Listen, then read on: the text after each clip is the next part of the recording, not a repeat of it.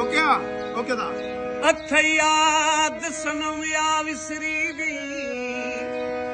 हबीब छा इश्क में आदत हूंदी हुई तुझी सूरत खे कंदो सजदा हूं मुझी रोज़ इबादत हूंदी मुझा चश्म हुआ तुझा कदम हुआ इहा तो जी नायत हूंदी हुई तड़पाई थो अज हाफिज़ खे एडी अगल क़यामत हूंदी हुई जी मामदानी परायो कने पंहिंजो न थे हबीब जी परायो कने पंहिंजो न थे तोड़े लख लुटाइबो हक मिठो मोर न थे तोड़े माखी असाण मिलाइबो लबाड़ी मर्दमा लालण न थे ओ तोड़े 15 दफ़ा पढ़ाइबो मुश्की कॾहिं गोरो न थे तोड़े साबुण लॻाए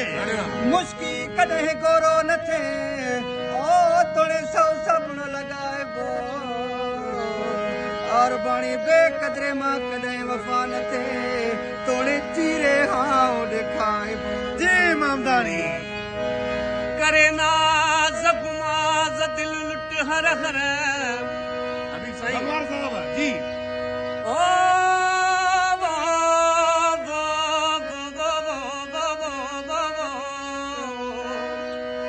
करे नाज़ गुमाज़ दिल लुट हर हर हिक हिजर सज़ा दिलदार न ॾे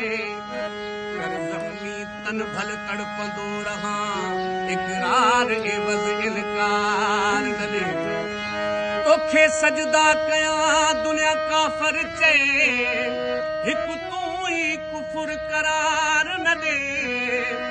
आहे बास बहार जी तुंहिंजे कदमे मरां पंहिंजे दर तां धिका दिलदार जी भगवान जी मामदानी सुख त तलबे सभ को ओ सुख त तलबे सभ को असां सूरन जा बि गुलाम हबीब जी सुख त तलबे सभ को असां सूरन जा बि गुलाम अजीब ॾाहवार बाणी ओ जेके आया थी तैनाम सुबुह तोणे शाम असां सेवा कयूं हिन सूरन जी जियो भगवान साहब दर्द ते सूर सलाह कीती आशिक को समारूं दर्द आख्या थी गोली वेसां ट्रप सां दे मारूं सूर आख्या थी गोली वेसां ते लगन लॾे सां दवादार गुलाम फरीद है आशिक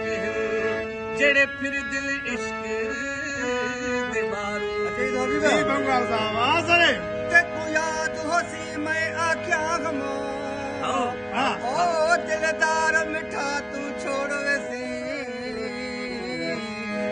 सोच समझ के फैसला कर न जोश देखा तू छोड़ वैसी वल वल कुरान ते हथ ना रख ओ न कसमा चा तू छोड़ वैसी कर शाकिर को बर्बाद सजण हुण लोक खिला के छोड़ वैसी भगवान साहब ओके जी